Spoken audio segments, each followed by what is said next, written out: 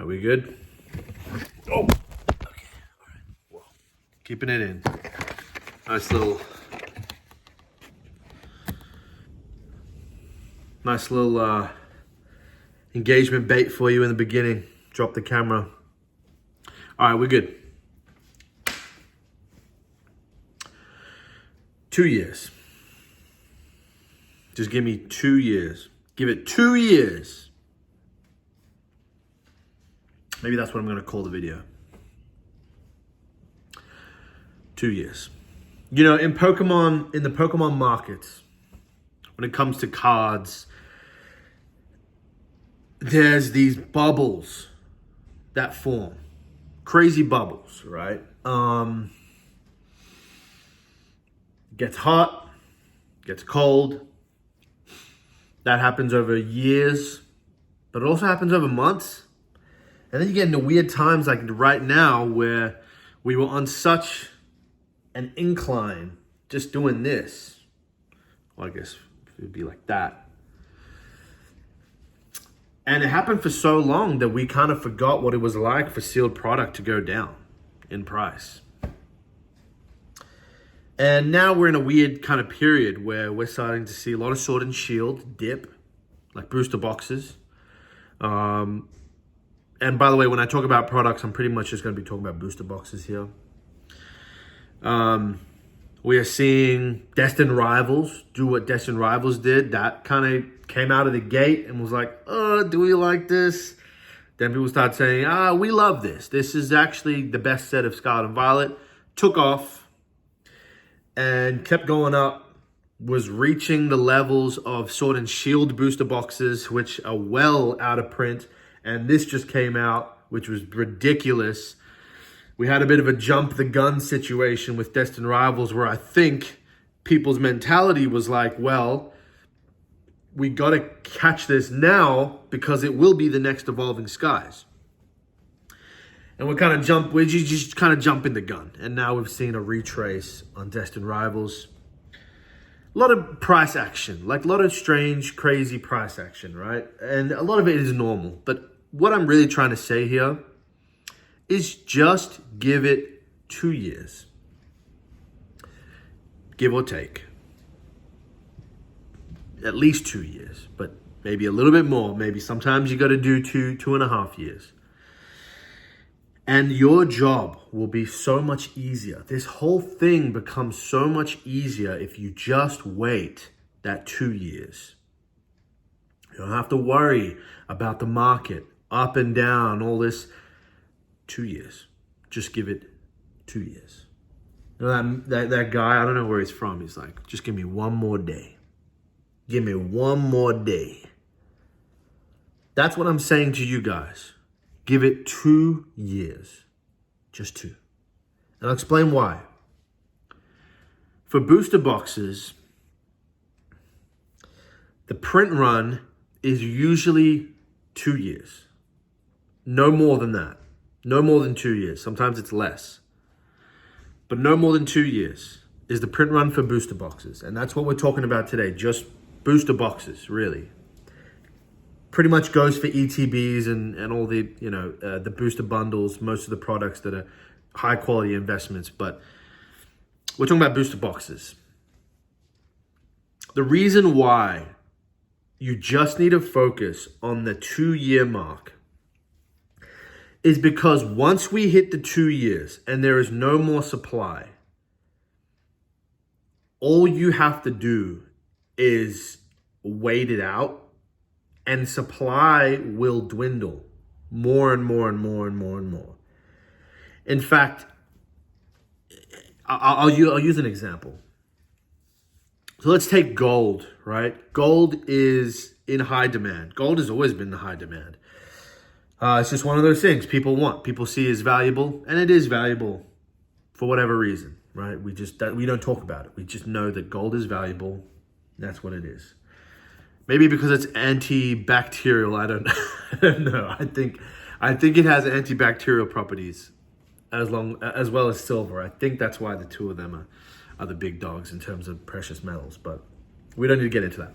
Let's just say, right, as of today, all gold has been found across the universe. All gold has been found. And God, aka Satoshi Nakamoto, made a hard cap on gold. He said 100 tons. That's what we're going to cap it at, right? It's like the Bitcoin cap. He capped it at 100 tons. And we were at 99.99999 tons. And then we found that last deposit of gold. We hit 100 tons. That's all the gold we're going to get. Demand for gold is still going to be there. But the game is different now because supply has hit a cap. We are not going to get any supply, right? What will happen once we hit that cap and there is no more supply of gold? Well, gold price can go down, but it wouldn't really make sense because it's going to get used up and it's going to get hoarded and you can't get any more. There's not going to be any more. Are we going to just give up on gold? No. It's been a part of human civilization for thousands and thousands and thousands and thousands of years. It's not just going to go away.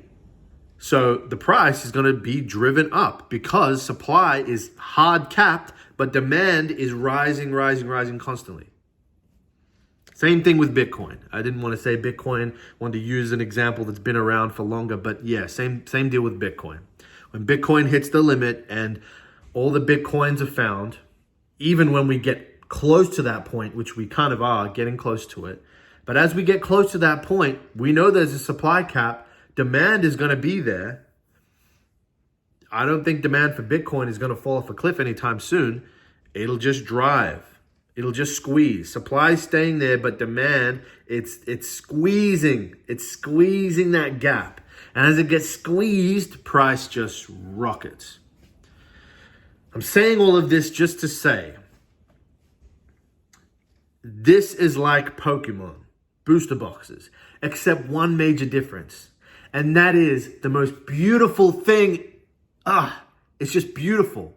And that is that Pokemon boxes get destroyed. They get consumed. This makes me so excited because Bitcoin doesn't get destroyed. It doesn't get consumed. It gets hoarded, but it still exists. Gold, same thing. It doesn't get destroyed. I mean, I guess technically it can get destroyed. You know, you can grind it up into a billion pieces and just scatter it.